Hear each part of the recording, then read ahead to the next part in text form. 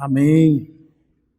Que Deus possa nos usar nesta hora, em que convido você a abrir a palavra do Senhor no Salmo de número 4.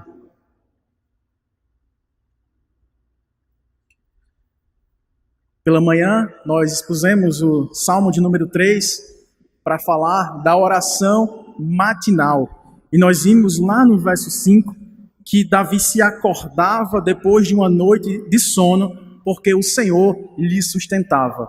Por isso, uma oração matinal de confiança para um novo dia incerto, diante da perseguição que ele sofria do seu próprio filho, depois de muita desavença na sua família, de ser traído por parte do seu povo, de ter seu filho fruto de uma relação conjugal ou extraconjugal, uma relação adúltera, tendo sido morto, depois de ter a sua filha abusada por um de seus próprios filhos, e de Absalão, um de seus filhos, matar este a quem abusou da sua própria irmã. Agora Davi se vê fugitivo deste filho Absalão, que tendo se afastado do reino por alguns anos, volta para tomar à força o reino das mãos de Davi, sabendo da promessa que Deus havia feito, de que da casa de Davi não se apartaria o cetro da justiça, do reino, naquela promessa feita por Samuel no seu segundo livro, capítulo 7. E nós agora, quando lemos e vamos ler o Salmo de número 4, nós nos deparamos muito provavelmente com o mesmo contexto, a mesma situação histórica, mas uma oração que foi feita agora no turno da noite, quando ele conclui dizendo: em paz me deito e logo pego no sono, verso 8, porque Senhor, só Tu me fazes repousar seguro. Vamos ler então do início este Salmo de número 4, um salmo tão conhecido, uma oração vespertina que Davi fez quando estava angustiado e amedrontado, perseguido pelos seus adversários. Nos diz assim a palavra de Deus: responde-me quando clamo, ó Deus da minha justiça. Na angústia me tens aliviado. Tem misericórdia de mim e ouve a minha oração. Ó homens, até quando tornareis a minha glória em vexame? E amareis a vaidade e buscareis a mentira? Sabei, porém, que o Senhor distingue para si o piedoso. O Senhor me ouve quando eu clamo por ele. Irai-vos e não pequeis. Consultai no travesseiro o coração e sossegai. Oferecei sacrifícios de justiça e confiai no Senhor. Há muitos que dizem: quem nos dará a conhecer o bem? Senhor, levanta sobre nós a luz do teu rosto. Mais alegria me puseste no coração do que a alegria deles, quando lhes há fartura de cereal e de vinho. Portanto, em paz me deito e logo pego no sono, porque, Senhor, só Tu me fazes repousar seguro. Oremos uma vez mais ao Senhor, vamos pedir que Ele fale ao nosso coração. Oremos. Maravilhoso Deus, nosso Pai, nós queremos Te agradecer pela oportunidade de lermos a Tua palavra e de nela meditarmos nesta oração feita no momento de grande dificuldade, aperto na alma do Teu servo Davi, homem temente ao Senhor, mas homem pecador, como cada um de nós, aqueles que creem no Senhor. Ainda somos pecadores, ainda falhamos e vacilamos, mas somos totalmente dependentes da Tua graça, misericórdia, compaixão, e foi com ela que Davi contou para fazer esta oração, sentindo-se já aliviado e poder dormir mais uma vez fora de casa, em meio aos perigos externos e à perseguição e às afrontas de seus inimigos, poder descansar no Senhor. Traz-nos esse descanso nessa noite, à medida em que contemplemos a beleza da Tua graça manifestada em nossa vida. Fala conosco, ó Deus, em nome e para a glória de Jesus. Amém, Senhor. Meus irmãos, Davi então estava em um momento de grande fragilidade. Pelo menos fisicamente falando, ele estava sem aquilo que ele estava acostumado a desfrutar. segurança armada, um palácio fortificado, muralhas altas, um exército lhe servindo, o povo lhe admirando. Ele estava agora à mercê no deserto, com poucas pessoas que o acompanharam, sendo perseguido pelo seu próprio povo, liderado pelo seu próprio filho. Davi agora faz esta oração, e assim como nós vimos pela manhã, quando Davi ele usou no Salmo 3 dois principais símbolos para testemunhar da sua oração e do livramento que Deus estava lhe dando.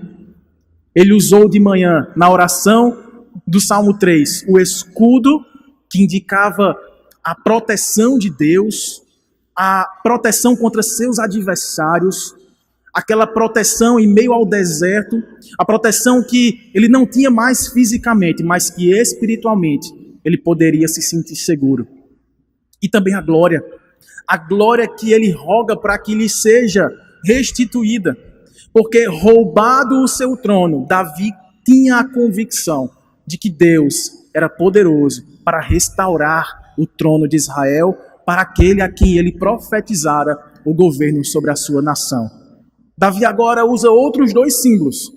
Ele não fala de escudo, ele não fala exatamente de glória, mas ele cita aqui dois símbolos, o do espaço e o do sono.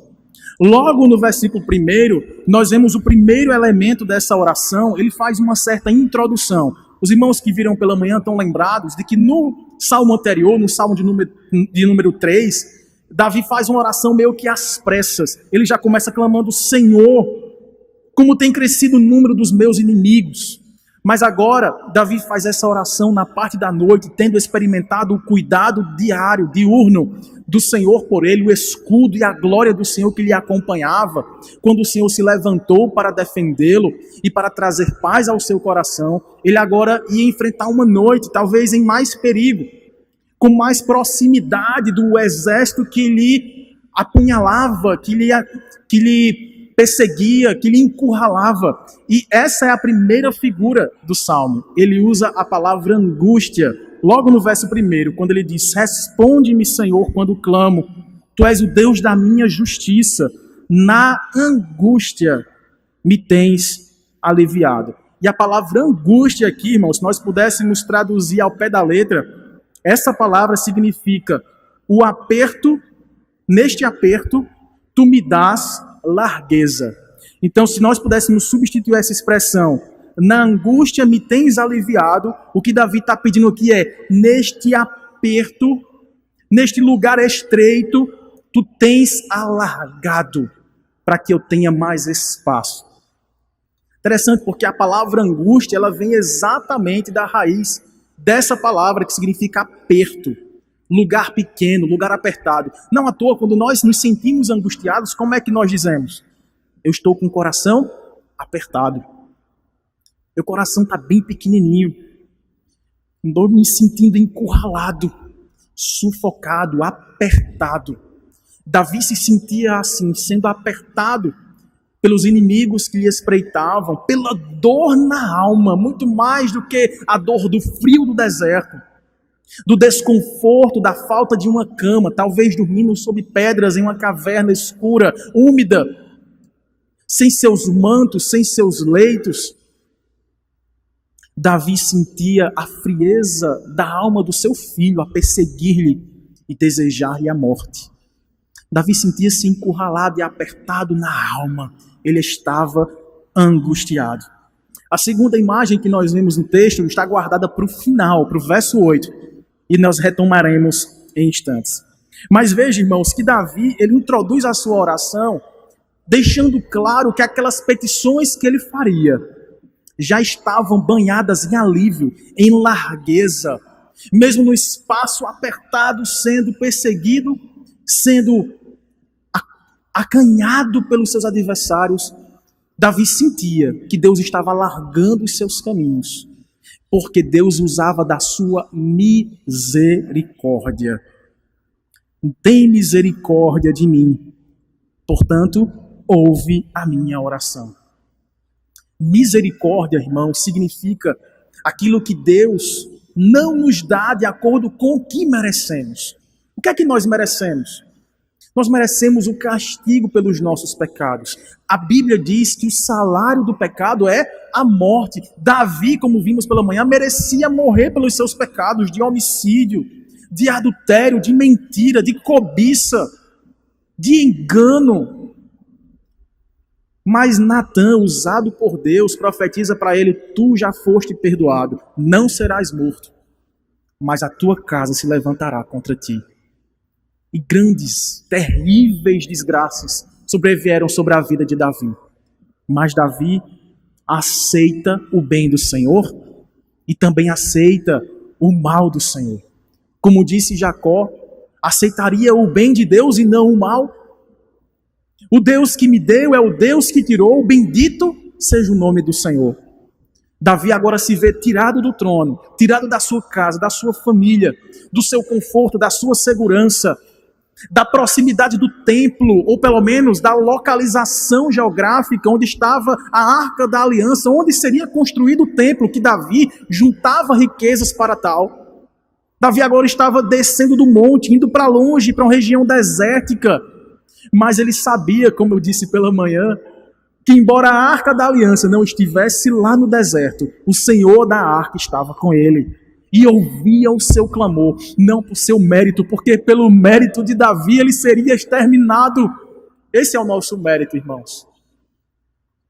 O que nós fizemos por merecer, a paga do nosso salário é a morte. Jesus sofreu esta morte por amor de nós. Ele é a expressão da misericórdia de Deus, que são a causa de não sermos consumidos. Novas são todas as manhãs, porque se não fossem todas as manhãs renovadas, não chegaríamos à noite e não poderíamos fazer uma oração vespertina como essa.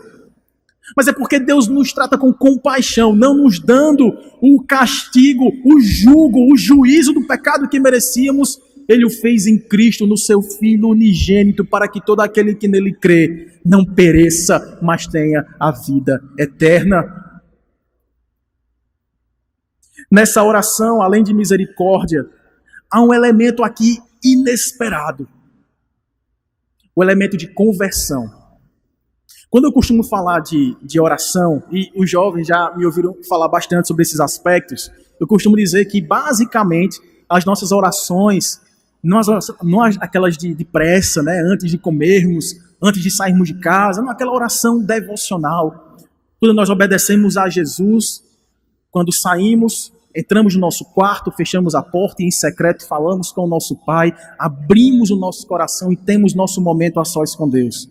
Eu costumo dizer que, baseado na oração que Cristo ensinou e em tantas outras de toda a Escritura, os 4 principais elementos de uma oração deveriam ser louvor, louvarmos a Deus, dizermos quem Ele é, elogiarmos a beleza da sua glória, da sua majestade, da sua bondade, da sua graça, da sua santidade, da sua benevolência, da sua paciência, do seu poder, da sua presença.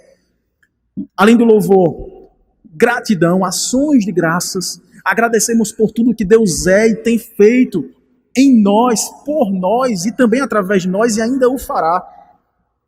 Além de louvor e gratidão, nós temos as petições, porque como Paulo disse aos Filipenses no capítulo 4, que nós devemos não andar ansiosos por coisa alguma, antes, porém, fazer conhecidas de Deus todas as nossas petições, e isso com ações de graças.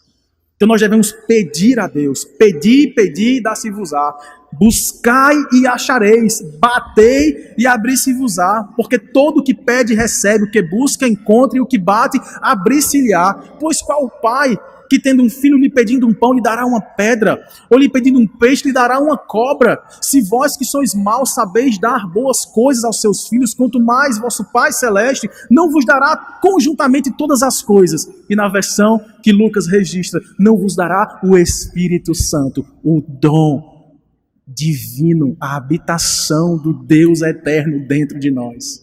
Portanto, nós precisamos pedir desde o pão nosso de cada dia até o perdão dos nossos pecados. E aí entra o 4º e último aspecto, quando eu costumo ensinar sobre a oração, é a confissão dos nossos pecados. Louvamos a Deus, exaltamos o seu ser, bendizemos, agradecemos por sua graça, por sua manifestação compassiva para conosco. Nós pedimos, mas nós nos lembramos que não merecemos, que somos pecadores, somos indignos, incapazes de dirigir a nossa palavra a Ele pelos nossos próprios méritos. Portanto, precisamos confessar os nossos pecados. Mas aqui, irmãos, confesso, aprendi um quinto elemento para as nossas orações: conversão. Como assim? Observe o que aqui está dito aqui nos versos 2 a 5 de Salmos 4. Ó homens, até quando tornareis a minha glória em vexame? E amareis a vaidade? Buscareis a mentira? Sabei, porém, que o Senhor distingue para si o piedoso. O Senhor me ouve quando eu clamo por Ele. Irai-vos e não pequeis. Consultai no travesseiro o coração e sossegai. Oferecei sacrifícios de justiça e confiai no Senhor. Interessante que nessa oração, Davi não encerra, ele inclui dentro dessa oração uma pregação. Vocês perceberam? Observe que Davi aqui, nessa oração, ele não dá voz aos seus adversários, mas ele fala para os seus adversários. Orando a Deus, ele inclui falas de transformação de vida, de conversão dos seus maus caminhos.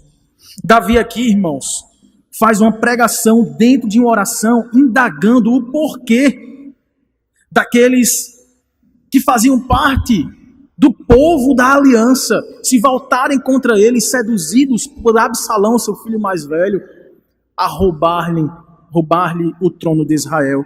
Mas para indagar, Davi usa 3 interrogações. Lá no verso 2 ele fala: até quando tornareis a minha glória em vexame? Então a primeira pergunta que ele faz tem a ver com vergonha.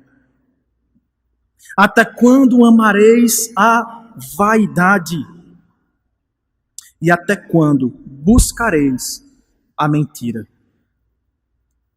Absalão havia seduzido o povo, muitos dos homens, durante alguns anos, quando ele ficava à porta da cidade, a cidade de Jerusalém, onde se situava a capital do reino, e as pessoas que iam chegando com suas causas, querendo uma conversa, uma audiência com o rei, com seus conselheiros, eis que Absalão, um homem que, segundo diz 2 Samuel capítulo 15, nos 6 primeiros versos, era um homem inteligente, era um homem bonito, era bem apessoado, se destacava entre as pessoas. Ele se colocava diante da porta e dizia: pois não, a quem vocês procuram? Em que posso servi-los? E as pessoas pobres, viúvas, desamparados, pessoas com problemas na justiça, com problemas econômicos, com dívidas, com disputas de terras, com problemas variados, dizia: eu quero falar com o rei, eu quero que ele julgue a minha causa. E Absalão dizia: infelizmente o rei não está disponível para você. Mas se eu fosse rei de vocês, se eu fosse rei, eu ficaria aqui ouvindo, julgando as causas de vocês, fazendo justiça aos oprimidos e salvando os perdidos. Irmãos, Absalão fez isso de uma forma tão demoníaca, com mentira, vaidade e engano, que chegou ao ponto das pessoas se prostrarem diante de Absalão, para adorarem Absalão. E para acender no coração uma expectativa de um ídolo para governar sobre eles. Não o servo Davi, que mesmo pecador e imperfeito, foi ordenado, consagrado, ungido por Deus, para ser aquele de quem descenderia, o descendente da mulher que esmagaria a cabeça da serpente, o Cristo, o Rei messiânico, o Senhor Jesus. Mas eles estavam envaidecidos, amando a vergonha que ele agora imputava ao seu líder, ao rei Davi, e se deleitavam na mentira. E depois que Davi faz essas 3 perguntas aos seus adversários, ele agora usa 7 imperativos para chamá-los ao arrependimento. Eis a pregação, baseada em 4 etapas. Veja só. Numa primeira etapa, no verso 3, Davi os chama para uma atitude de reconhecimento. Ele começa com o verbo sabei. Sabei, porém, que o Senhor distingue para si o piedoso. Olha, vocês pensam que Deus é enganado como vocês o foram? Deus faz distinção, Ele conhece, como nós cantamos, Ele sonda o nosso coração. Depois de reconhecimento, quando ele fala, o Senhor me ouve quando eu clamo por Ele, no verso 4 ele diz, irai-vos e não pequeis. E aqui estão outros 2 imperativos. E a palavra irai-vos aqui, aliás, essa expressão, irai-vos e não pequeis, é repetida lá no Novo Testamento, o apóstolo Paulo escrevendo aos Efésios.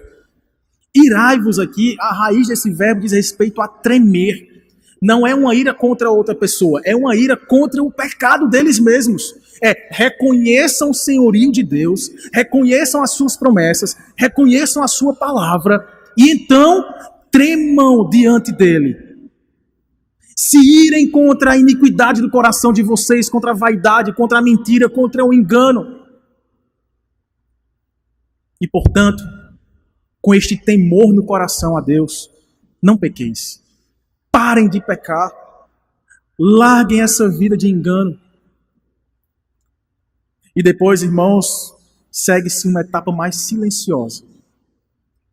Porque no verso 5,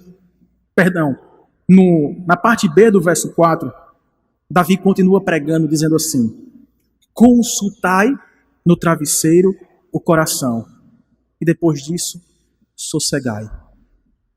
Então, com esses outros 2 imperativos, Davi, que havia clamado para que aqueles homens temessem a Deus, se arrependessem dos seus maus caminhos, ele diz, olha, fazendo assim, vocês vão consultar o coração de vocês na hora de se deitar.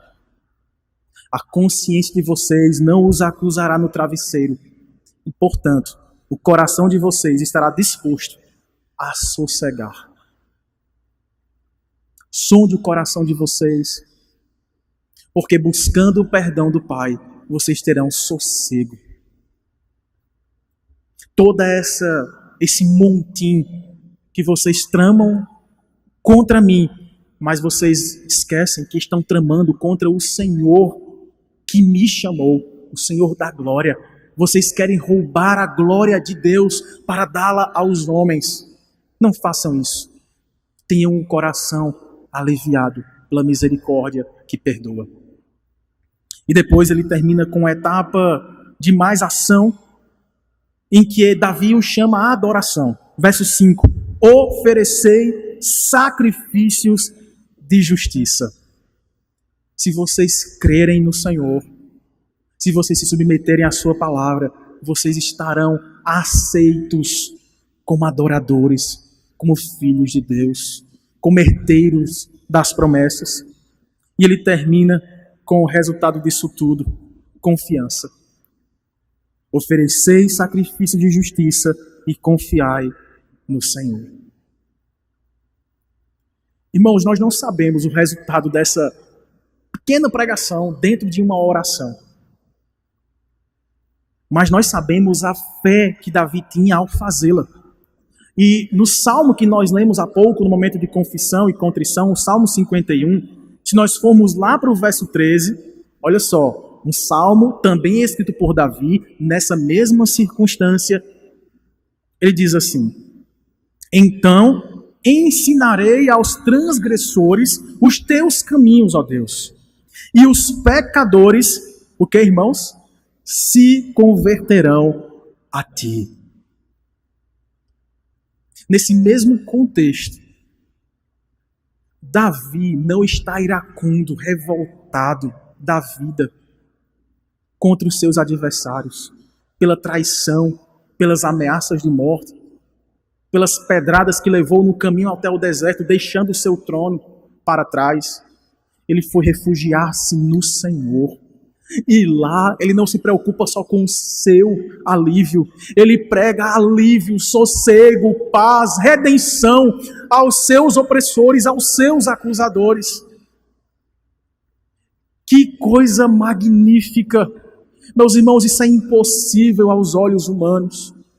Quem de nós, por mais piedoso que seja, é capaz de, em um momento em que estamos sendo ameaçados de morte, orarmos a Deus e, sentindo o seu alívio, dizer: Senhor, eu quero compartilhar esse alívio com os meus acusadores, com aqueles que contra mim imprimem desejos de morte. Que o Senhor os salve, que o Senhor os alcance. Eu vou orar em voz alta a Ti agora, porque eu quero que eles se convertam. Homens, que vocês reconheçam, temam a Deus, não pequem, consultem o coração de vocês, sosseguem a alma de vocês, adorem a Deus e confiem no Senhor. Com essas 7 ordens, o que Davi nos ensina é que em nossas orações nós devemos ter um olhar atento para os nossos opressores, porque a palavra de Deus ensina que se nós amamos apenas aqueles que nos amam, isso de nada adianta. Mas Cristo diz que o amor de Deus se revela em nosso coração quando nós amamos ao próximo, independente de quem seja, como a nós mesmos. Quando nós expressamos amor até aos nossos inimigos. Nisso verão que o amor de Deus está em vós. Que nos amemos uns aos outros. E por fim, Davi se deleita agora nessa oração final, tendo um coração sossegado, tendo partilhado do Evangelho com os seus opressores. Ele termina essa oração se voltando agora para os seus amigos, que ali com ele estavam, aqueles que o acompanharam nessa jornada de fuga. E ouvindo dos seus amigos: mas será que Deus voltará a abençoar Davi? Será que Deus voltará a fazer o bem a nós? E Davi agora, dentro ainda da sua oração, se volta para os seus amigos e dá voz a eles, mesmo que ainda de forma indireta, dizendo no verso 6: há muitos que dizem: quem nos dará a conhecer o bem? Senhor, levanta sobre nós a luz do teu rosto. Mais alegria me puseste no coração do que a alegria deles, quando lhes há fartura de cereal e de vinho. Eu quero que eles também se deleitem comigo nesta alegria indizível, nesta alegria incomparável, espiritual, que supera a alegria da ceifa. E aí em paz eu me deito e logo pego no sono, porque, Senhor, só Tu me fazes repousar seguro. Davi fala nos versos 6 e 7 de muitos que o acompanharam. Davi fala de luz, a luz do teu rosto. Mas ele fala que esses muitos que o acompanharam estavam ainda amedrontados, estavam ainda aflitos na alma. Sabe o lugar apertado em que Davi estava e Deus foi alargando? Davi percebia que o coração de muitos que ali com ele estavam continuava apertado. E ele pede que Deus agora alargue o coração dos seus amigos com a alegria que acalma, com a alegria que nos aprofunda em nossa comunhão curadora com o nosso Cristo. E aí, irmãos, comentando sobre esse movimento, na oração de Davi, que olha para si, mas olha para fora, olha para os seus adversários, ora e prega a eles na sua oração, mas também trata quem está perto, cuida daqueles que estão com ele, porque ele quer que todos sintam esta alegria renovada do livramento de Deus. Alonso Show, que é um comentarista, diz assim: são pessoas que perdem a esperança ao sentirem que o Senhor se retirou. O versículo é a um só tempo louvor e vitupério e vergonha. Louvor, quem diz que sem a luz do rosto divino não existe felicidade. É uma profissão nobre da sua fé, mas é um vitupério, é uma vergonha pecaminosa, porque eles não esperam que o rosto se volte a resplandecer logo. Aqueles amigos de Davi reconhecem que se Deus é quem deu o reino a Davi, e agora Davi sai fugido do seu trono. Eles percebem, opa, Deus virou o rosto de Davi. Deus retirou a sua mão dadivosa, abençoadora de Davi. Será que Davi voltará a ser um homem abençoado? Será que valeu a pena termos acompanhado Davi? Será que há esperança para o ferido, para o perdido, para o aflito, para o enfermo, para aquele que está sozinho, para aquele que perdeu tudo, para aquele que foi expulso, para aquele que é perseguido? E aí, irmãos, evocando Isaías capítulo 8, nós vemos essa linguagem lá. Anos depois, Isaías faz uso dessa expressão do rosto de Deus no capítulo 8. Isaías capítulo 8, no verso 17, disse assim: esperarei no Senhor, que esconde o seu rosto da casa de Jacó, e a ele somente aguardarei. Essa expressão de Deus virar o rosto e de depois Deus resplandecer o seu rosto sobre nós, diz muito respeito à nossa comunhão com Ele.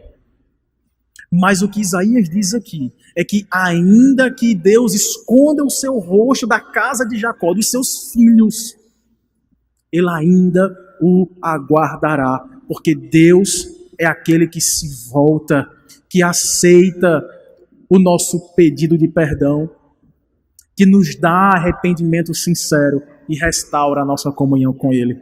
No mesmo livro de Isaías, no capítulo seguinte, no capítulo 9, no verso 2, Isaías diz algo que vai apontar para a nossa rocha inabalável, que explode em graça e virtude e ilumina a todos. Isaías 9, verso 2 diz assim: o povo que andava em trevas viu grande luz, e aos que viviam na região da sombra da morte, resplandeceu-lhes a luz.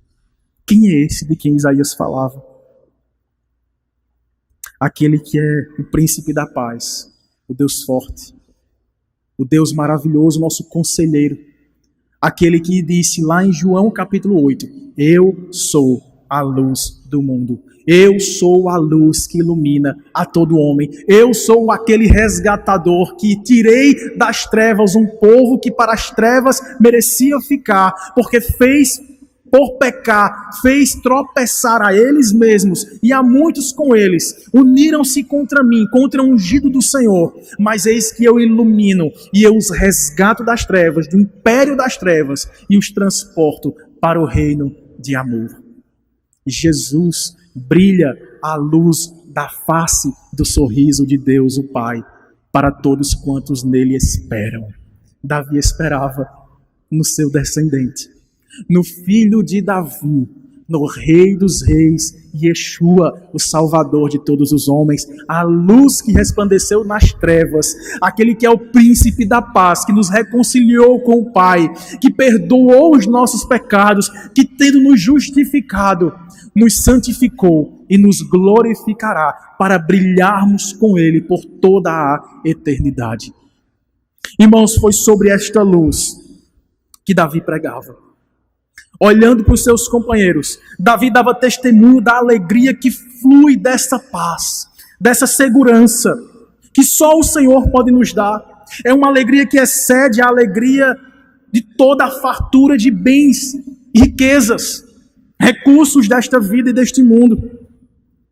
É um fruto do Espírito Santo. E aí, meus irmãos, voltando aos símbolos principais, às figuras principais dessa oração, nós falamos do espaço, a ideia da angústia, lugar apertado sendo alargado pela misericórdia de Deus. Ele fala em sono. E nessa figura, irmãos, nós lembramos do descanso que nós temos quando temos a nossa alma sossegada, perdoada, aliviada. Nesta largueza de espaço, nós lembramos de um texto de Atos, capítulo 17, no verso 28. Atos, capítulo 17, no verso 28. Se você abriu, você também pode marcar e abrir em Efésios capítulo 3. Atos capítulo 17, no verso 28. Diz: pois nele vivemos, nele nos movemos. Olha a ideia de espaço ampliado. Nele vivemos, nele nos movemos e existimos, como alguns dos vossos poetas têm dito, porque dele também somos geração. Agora, nesse espaço onde vivemos, onde existimos e nos movemos, há uma profundidade que alarga a expressão do amor de Deus por nós. Vá lá para Efésios, capítulo 3, verso 18. O verso 17 diz assim: e assim habite Cristo no vosso coração, a ideia do espaço, pela fé, estando vós arraigados e alicerçados em amor, a fim de poderdes compreender com todos os santos, olha agora, qual é a largura, o comprimento e a altura e a profundidade, e conhecer o amor de Cristo, que excede todo entendimento, para que sejais tomados de toda a plenitude de Deus. Meus irmãos, a largueza que derruba a angústia, que quebra as fronteiras e que nos aproxima da fonte de todo amor, ela só é feita quando nós cremos naquele que é o Deus de amor encarnado e demonstrou o seu amor quando morreu por nós, sendo nós ainda seus inimigos. Quando nós cremos em Jesus, nós somos colocados nele, unidos a ele, morremos com ele na cruz do pecado, ressurgimos com ele na ressurreição de uma nova vida. E nesse relacionamento, nós vamos alargando a nossa intimidade, a nossa confiança, a nossa paz, a plenitude de quem Deus é, do seu amor, vai nos encharcando, vai nos enchendo, e à medida que nós vamos alargando as fronteiras do nosso conhecimento de quem Deus é, em nosso relacionamento de intimidade com Ele, pela oração, pela busca na palavra, pela comunhão uns com os outros, pelo serviço, pela proclamação, nós descobrimos que Ele é um oceano profundíssimo, que quanto mais nadamos, quanto mais mergulhamos nele, mais descobrimos águas mais profundas, que nos saciam, que nos lavam, que nos encharcam da esperança, do amor, da segurança e da confiança que só desfrutamos em Jesus Cristo, o Senhor de toda a glória. E o sono? Como é que fica o sono? Na morte de Cristo, irmãos, nós encontramos o nosso descanso. Quando o autor aos Hebreus, no capítulo 4, olha para a obra de Cristo na cruz, diz assim: e na cruz Jesus descansou da sua obra. Ele diz: então há ainda um descanso aos santos, reservado para todos os que creem. A obra que Cristo fez, nós não poderíamos fazer. A salvação, pela obra dele, nós não poderíamos jamais alcançar. Mas ele trabalhou para que nós descansássemos no fruto desta obra, no fruto deste trabalho. Como nós cantamos há pouco, o nosso trabalho é descansar em ti.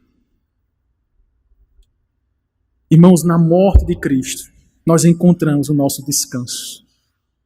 As nossas fadigas, em nossas lutas ferrenhas contra o pecado, contra a incredulidade, contra a dúvida, contra o medo, contra a enfermidade, contra o aperto financeiro, contra a angústia da nossa alma. Cristo já levou sobre si todas as nossas enfermidades. O castigo que hoje nos traz a paz estava sobre ele. Pelas suas pisaduras, pelo seu sacrifício, nós fomos sarados.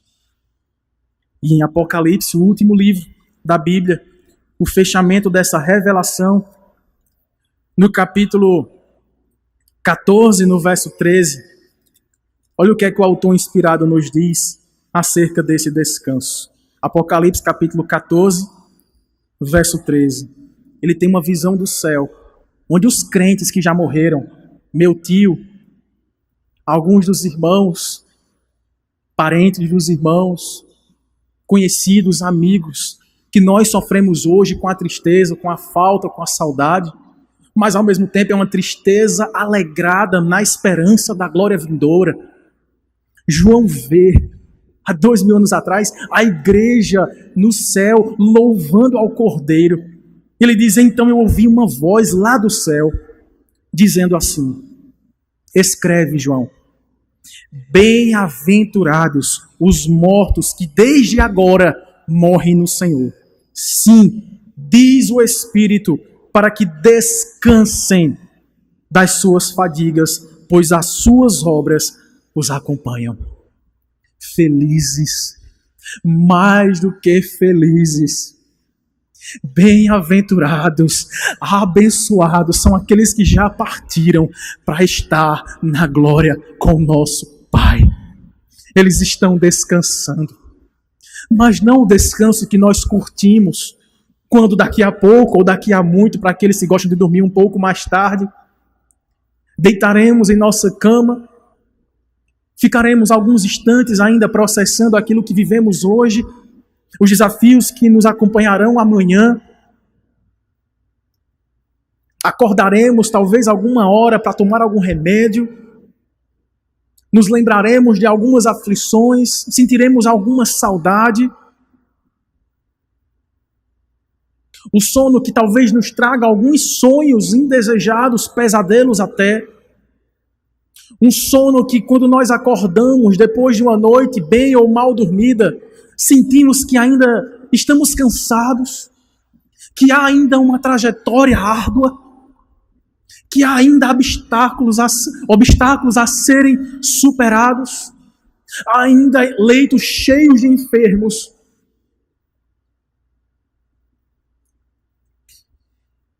Não, o sono que os nossos irmãos desfrutam na glória não é o sono do inconsciente, do que está parado, ou daquele que simplesmente está lembrando das coisas no estado intermediário, sem saber para onde vai e para onde mereceria ir, e se vai poder sair de lá para num bom lugar estar. Não. O descanso, irmãos, e todos aqueles que já partiram e estão com Cristo, é o descanso consciente, o descanso das fadigas, o deleite da alegria, da plenitude da presença do Deus que preenche os céus com delícias perpétuas, onde eles gozam de paz plena, nenhum estresse, nenhuma preocupação, nenhum cansaço. Um gozo sereno, uma calma alegre e uma ardente expectativa em louvor contínuo pelo reencontro com todos aqueles, nós que aqui estamos e para lá estamos caminhando. É sobre esse descanso, irmãos, que, tomando a liberdade de parafrasear o apóstolo Paulo, quando escreveu sua carta aos Romanos, no capítulo 14, verso 8, nos faz caminhar mais uma semana, mais um mês, pelos anos que Deus ainda nos der, ou pelos dias que Ele ainda nos dará, com cabeça erguida, confiando no Senhor. É que se ainda vivemos, para o Senhor vivemos. Aprofundemos e alarguemos o nosso amor, a nossa fidelidade, o nosso serviço a Ele. Se, porém, morrermos, que seja para o Senhor. Um tributo ao seu nome, deixando um legado de fé para a nossa família e para os nossos amigos. Quer pois vivamos, quer pois morramos, somos do Senhor. Maravilhoso Deus, nosso Pai. Muito obrigado, Senhor, porque em Ti podemos descansar. Porque em Ti vivemos, nos movemos e existimos. E porque em Ti o nosso espaço de angústia, aperto no coração, aperto nas demais áreas da nossa vida, são alargados e recebemos o alívio, a amplitude do espaço, da altura, da largura e da profundidade do nosso relacionamento contigo, Senhor. Porque é na aflição, é na angústia, é na perseguição, é na dor, é nas nossas limitações que nós aprendemos o quanto que o Senhor nos ama, o quão profundo é o teu amor por nós. Nós que não merecemos, nós que somos indignos, nós que somos inconstantes, que ora estamos com uma fé vibrante, ora estamos abatidos, desconfiados, incrédulos, medrosos. Oh Pai, nós lembramos que o Senhor nos ama incondicionalmente, que o Senhor não nos rejeitará e que o Senhor estará conosco todos os dias até a consumação dos séculos. Ó Pai, enche o nosso coração dessa viva esperança, alarga as fronteiras do amor profundo em resposta ao teu amor por nós, de modo que te obedeçamos, que oremos mais e que proclamemos com todo o nosso fervor o evangelho da salvação a todos quantos convivem conosco. Nos ajude a amar os nossos inimigos, a orar por eles, a pregar para eles, a amá-los. Nos ajude, Senhor, para que tenhamos um coração contrito e quebrantado, que se arrependa genuinamente dos pecados. E nos ajude a caminhar com um coração sincero, aliviado pela presença santificadora do Teu Santo Espírito, para que a obra de Cristo, que um dia começou a ser aplicada em nós, se complete até o dia de Cristo Jesus. É assim que nós oramos e com alegria te agradecemos, em nome e por amor de Cristo Jesus. Amém, Senhor.